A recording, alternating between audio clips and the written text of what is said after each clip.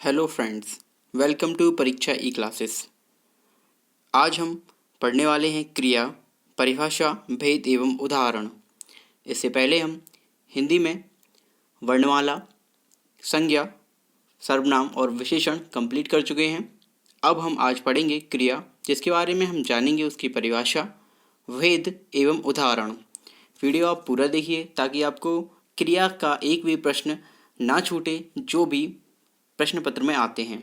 ये वीडियो उन सभी के लिए काफ़ी लाभदायक है जो यूपी ट्रिपल एससी या फिर किसी भी ऐसे एग्ज़ाम की तैयारी कर रहे हैं, वनडे एग्ज़ाम की ऐसी तैयारी कर रहे हैं जिसमें हिंदी एज अ सब्जेक्ट आती है।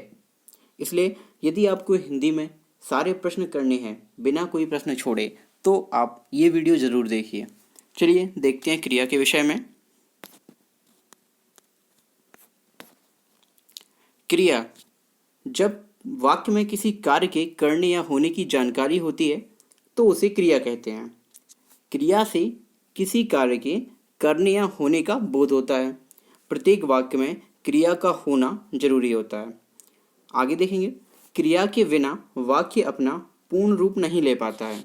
क्रिया के अभाव में वह वाक्य ना रहकर वाक्यांश रह जाता है। यदि उस वाक्य में क्रिया नहीं है तो वह वाक्य नहीं होगा, केवल वाक्यांश रह जाएगा। क्रिया के मूल रूप को धातु कहते हैं। क्रिया का जो मूल रूप होता है उसे हम धातु कहते हैं। अब देखिए कुछ क्रिया के उदाहरण जिससे आपको समझ में आए कि वाक्यांश क्या है और वाक्य क्या है और क्रिया का क्या एक कार्य है एक पूरे वाक्य में। देखिए क्रिया के उदाहरण, जैसे पहला उदाहरण है हमारा, राम विद्यालय जा रहा है। यदि यहाँ पर क्रिया को हटा दिया जाए, जा रहा है, तो राम विद्यालय, एक तो ये अपूर्ण वाक्य हो जाएगा, दूसरा ये अपूर्ण वाक्य को हम वाक्यांश भी कहते हैं। तो यदि हम क्रिया को किसी भी वाक्य में से हटा दें तो वह केवल वाक्यांश रह जाता है और अपूर्ण रहता है। आगे देखेंगे अगला उदाहरण, गाड़ी धीरे धीरे चल रही है। यहाँ जो धीरे धीरे चल रही है, इसमें चल रही है हटा दें तो गाड़ी धीरे धीरे, ये भी हमारा अपूर्ण वाक्य हो जाएगा। राम पत्र लिखता है, इसमें लिखता है यदि हम हटा दें, ये सब क्रिया हैं। लिखना एक क्रिया है, यदि हम लिखता है हटा दें तो केवल यहाँ पर रह जाएगा राम पत्र, यानी वाक्यांश अधूरा है, ठीक है, और ये अपूर्ण है। अगला है मोहन गीत गा रहा है। यदि हम यहाँ पर गा रहा है हटा दें तब मोहन गीत, ये भी अधूरा रह गया, यहाँ पर भी वाक्यांश अधूरा है, यानी कि क्रिया के बिना वाक्यांश अधूरा होता है, यानी वाक्य कहीं बाकी अधूरा होता है। पक्षी आकाश में उड़ रहे हैं, उड़ रहे हैं यहाँ पर हटा दिया जाए, ये भी क्रिया है क्योंकि पक्षी उड़ रहे हैं, क्रिया कर रहे हैं, तो ये वाक्यांश अधूरा रह जाएगा। इसी प्रकार राधा खाना खा रही है, यहाँ से हम यदि खा रही हैं हटा दें तो राधा खाना, ये भी अपूर्ण वाक्य हो जाएगा। देखिए उपयुक्त वाक्यों में जा रहा है, गा रहा है, चल रही है, उड़ रहे हैं आदि क्रियापद हैं और क्रिया के बिना वाक्य कैसा होता है, अधूरा होता है। जैसा कि पहली लाइन में हमने देखा था कि जब वाक्य में किसी कार्य के करने या होने की जानकारी होती है तो उसे क्रिया कहते हैं। यानी विद्यालय जा रहा है तो यहाँ पे क्रिया हो रही है। आई होप आपको क्रिया की परिभाषा तो समझ में आ गई होगी। नेक्स्ट स्लाइड पर चलते हैं। क्रिया के प्रकार, यानी क्रिया को हमने जान लिया पर इसके कुछ भाग भी होंगे, तो क्रिया को दो भागों में बांटा गया है मुख्य रूप से। पहला है कर्म के आधार पर और दूसरा है रचना के आधार पर। सबसे पहले हम देखेंगे कर्म के आधार पर। तो कर्म के आधार पर क्रिया के कितने भेद हैं, दो, सकर्मक और अकर्मक। अब देखेंगे सकर्मक क्रिया। सकर्मक क्रिया क्या होती है, इसकी परिभाषा देखिए। वह क्रिया जिसके साथ कर्म उपस्थित होता है या कर्म की संभावना होती है। वह क्रिया जिसके साथ कर्म उपस्थित होता है या कर्म की संभावना होती है, और जो क्रिया कर्म के साथ आती है, अर्थात जब क्रिया को कर्म की आवश्यकता होती है तो उसे क्या कहते हैं हम, सकर्मक क्रिया, यानी कर्म के साथ इसका आना आवश्यक है। दूसरे शब्दों में देखिए, वाक्यों में क्रिया के होने के समय कर्ता का प्रभाव अथवा फल जिस व्यक्ति अथवा वस्तु पर पड़ता है उसे कर्म कहते हैं। सिंपल भाषा में देखिए, जिस क्रिया का फल कर्म पर पड़े उसे सकर्मक क्रिया कहते हैं। अभी तक आप देख रहे होंगे परिभाषा से आपको इतना समझ में नहीं आया होगा क्लियर रूप से, लेकिन अगली स्लाइड में आप जब उदाहरण देखेंगे तब आपको इस परिभाषा को समझने में आसानी होगी। देखिए सकर्मक क्रिया की पहचान कैसे की जाती है।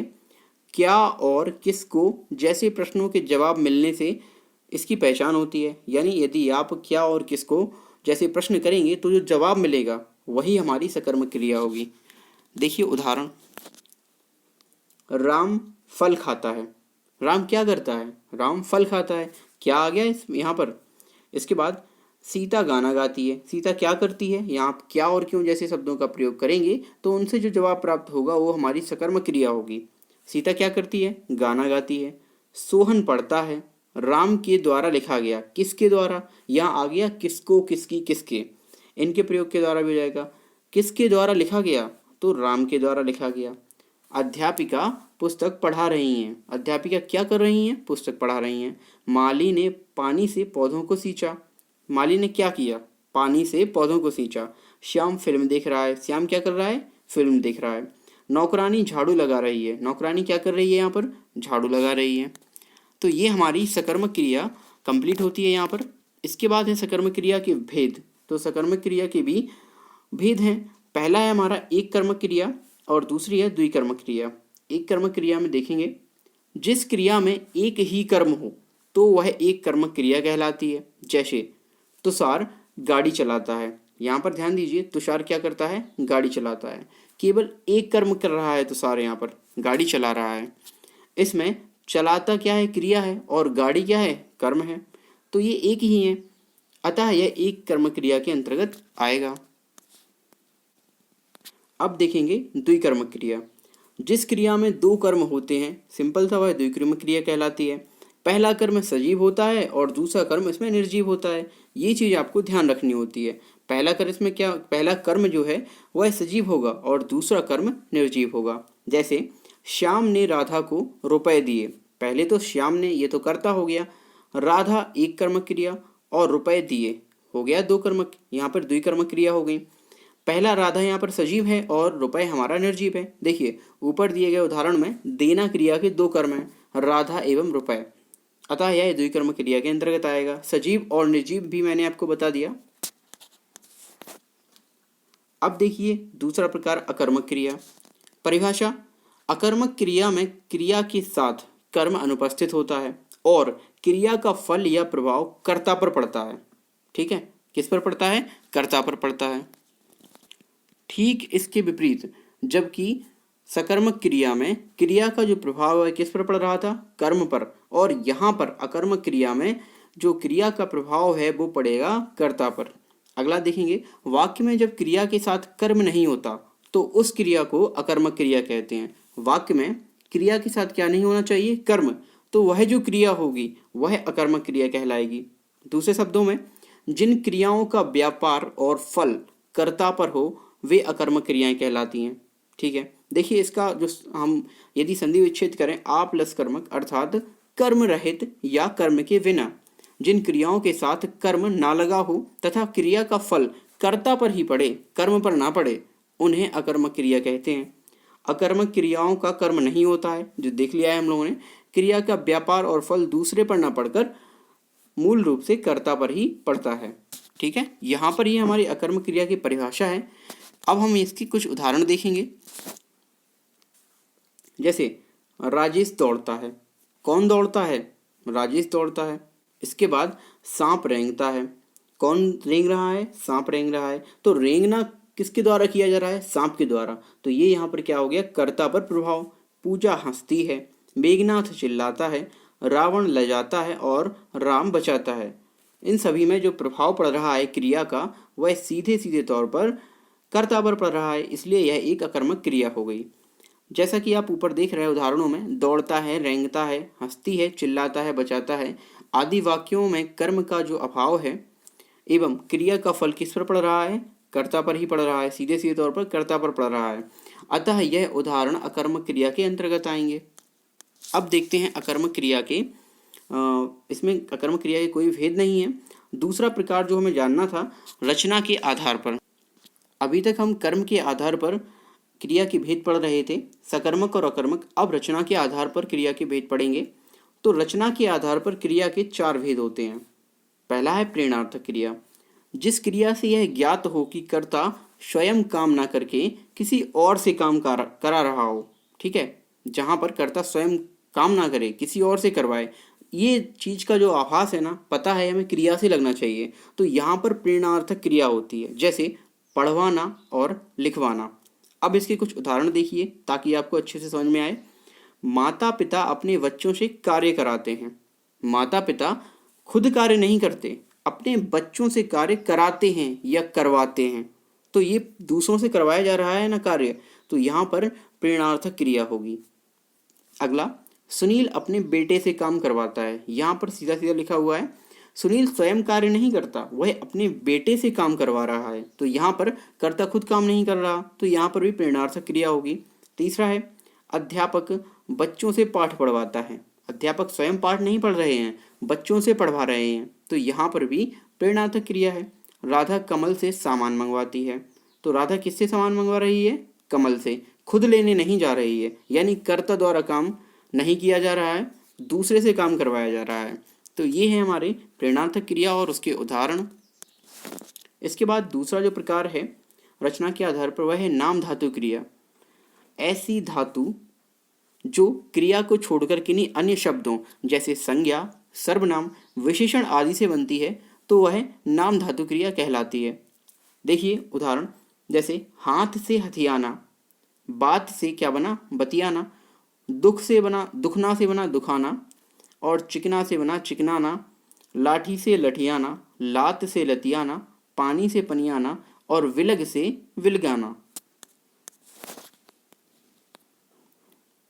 रचना के आधार पर यहाँ जो तीसरा भेद है क्रिया का, वह है संयुक्त क्रिया।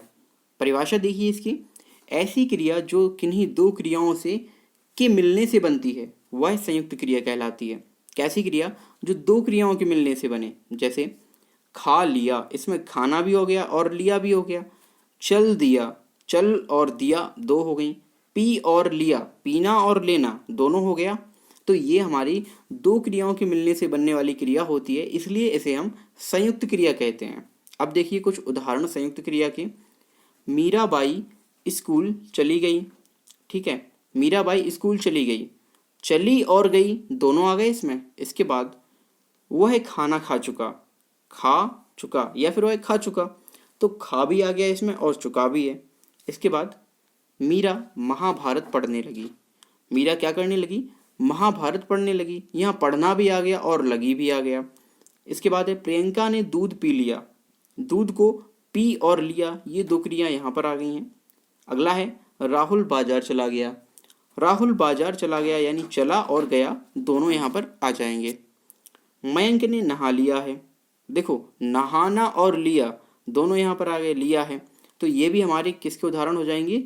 संयुक्त क्रिया के। चलिए नेक्स्ट प्रकार, जो अगला प्रकार है रचना के आधार पर क्रिया का, कृदंत क्रिया। चौथा प्रकार है जब किसी क्रिया में प्रत्यय जोड़कर उसका नया क्रिया रूप बनाया जाए, तब वह क्रिया कृदंत क्रिया कहलाती है। देखिए जब भी किसी क्रिया में प्रत्यय जोड़ते हैं हम, तो क्रिया का एक नया रूप बनता है और उस क्रिया के नए रूप को कृदंत क्रिया कहते हैं। जैसे जाते हुए, नाचते हुए, खाते हुए, पीते हुए और देखते हुए। देखिए उदाहरण कुछ इसके कृदंत क्रिया के। उसने मुझे खेलते हुए देखा। दूसरा, कैसे देखा उसने मुझे? खेलते हुए। आगे, मैंने मोर को जंगल में नाचते हुए देखा। कैसे देखा? नाचते हुए देखा। अब आप यहाँ पर ये कंफ्यूज मत होना कि ये संयुक्त क्रिया है। संयुक्त क्रिया में दोनों क्रियाओं के बाद कोई भी अंतिम वर्ण, ये वर्ड नहीं आता था, कोई भी शब्द नहीं आता था। तो यहाँ पर देखिए कृदंत क्रिया कैसे बनी हमारी? क्रिया में प्रत्यय को जोड़कर, नाचते हुए, नाचना, नाचते हुए। अब अगला उदाहरण है, राम ने उसे बाजार से आते हुए देखा। कैसे देखा? आते हुए। इसके बाद पापा ने मुझे घर से जाते हुए देखा। फिर कमल ने मुझे शराब पीते हुए देखा। यहाँ पर आप देख रहे हैं क्रिया में प्रत्यय जोड़कर क्रिया का नया रूप बनाया गया है, जो कि कृदंत क्रिया कहलाती है। तो यहाँ सभी में कृदंत क्रिया का प्रयोग हुआ है। यहाँ पर हमारे दोनों प्रकार खत्म होते हैं। क्रिया को दो प्रकार से बांटा गया था, जो वो सारे यहाँ पर भाग खत्म होते हैं। वीडियो आपको कैसा लगा प्लीज़ हमें कमेंट्स में ज़रूर बताएं। साथ ही साथ उन सभी को ये वीडियो ज़रूर शेयर कीजिए जो हिंदी पढ़ना चाहते हैं और जो उत्तर प्रदेश के किसी भी एग्ज़ाम की, जिसमें वन डे कॉम्पिटिटिव एग्ज़ाम में हिंदी एज आ सब्जेक्ट एक विषय के रूप में आता है, वहाँ के लिए आप इस वीडियो को सजेस्ट कर सकते हैं अपने दोस्तों को। और ख़ुद भी आप इन वीडियोस को देखकर इनसे आप लाभ ले सकते हैं। वीडियो आपको अच्छा लगे तो वीडियो को लाइक, शेयर और चैनल को सब्सक्राइब ज़रूर कीजिए। Thanks for watching this video.